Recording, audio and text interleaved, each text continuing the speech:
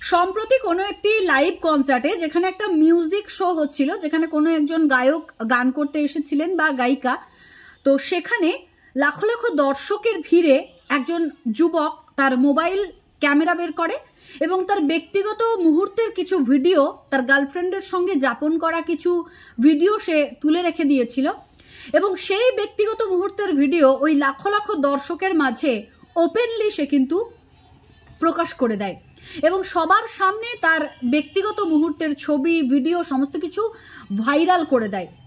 আমি জানি না যুবকটি ঠিক কি পরিমাণে তার গার্লফ্রেন্ডের কাছ থেকে ধোঁকা পেয়েছিল। ধোঁকা না পেলে কেউ এই ধরনের কাজ করবে না, সেটা স্বাভাবিক। ওই ছেলেটি তার গার্লফ্রেন্ডকে ঠিক কতখানি ভালোবেসেছিল। ভালোবাসা থাকলে এই কাজটা সে একবারের জন্যও করতে পারতো না। সে দুবার ভাবতো যে মানুষটার ভিডিও সে ভাইরাল করছে এই লাখো দর্শকের মাঝে, সেই মানুষটিকে একটা সময় সে ভালোবাসতো। আজকালকার যুগের মেয়েদেরকে আমি সবসময় একটা জিনিস নিয়েই সাবধান করি। যদিও আপনারা বলতেই পারেন আমি সাবধান করার কেউ নই, কিন্তু তবুও সমাজ মাধ্যমে যেহেতু ভিডিও বানাচ্ছি বা আমার ভিডিও লাখো লাখো দর্শকের কাছে পৌঁছচ্ছে, তাই আমার এইটুকু কর্তব্য থাকে যে আগামী প্রজন্মের মেয়েদেরকে একটু হলেও সাবধান বাণী দেওয়ার বা সাবধান বার্তা দেওয়ার, দিদি হিসেবে, বোন হিসেবে। তো আমি এই প্রজন্মের মেয়েদের কাছে একটাই বার্তা দিতে চাই, তোমরা ভালোবাসার মানুষটার সঙ্গে যে ব্যক্তিগত মুহূর্ত যাপন করছো, সেই মুহূর্তের ভিডিও করাটা কি খুব দরকার? বিয়ের আগে ফিজিক্যালি একত্রিত হওয়াটা কি খুব দরকার? বিয়ের পরেও তো এসব করা যায়। অনেকে বলবে বিয়ের পরে কি মানুষ ধোঁকা খায় না? কিন্তু বিয়ের পরে ধোঁকা খাওয়াটা আর বিয়ের আগে ভিডিও ভাইরাল হওয়াটা, এই দুটোর মধ্যে একটা ডিফারেন্স রয়েছে। তাই প্রতিটা মেয়ের উচিত সচেতন থাকা।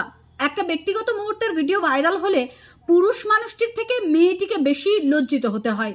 তার কারণ আপনারা সকলেই জানেন, অনেক অনেক কেসে আমরা দেখতে পাই যে মেয়েটি সিলিং ফ্যানের সঙ্গে ঝুলছে, না হলে বিষ খেয়েছে, না হলে যে কোনোভাবে আত্মহত্যা করেছে।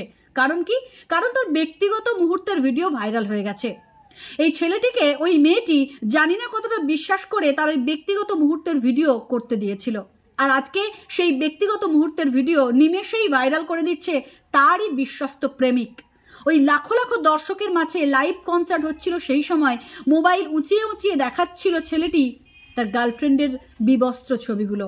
জানি না আজকালকার যুগের এই জেনারেশন ঠিক কি শিক্ষা নিয়ে তারা এসেছে এবং তারা কি শিক্ষা এই সমাজকে দিতে চলেছে।